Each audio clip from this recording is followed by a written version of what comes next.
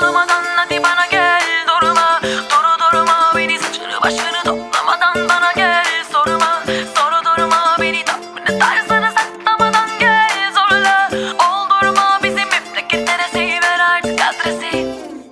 Nasıl bir galaksi?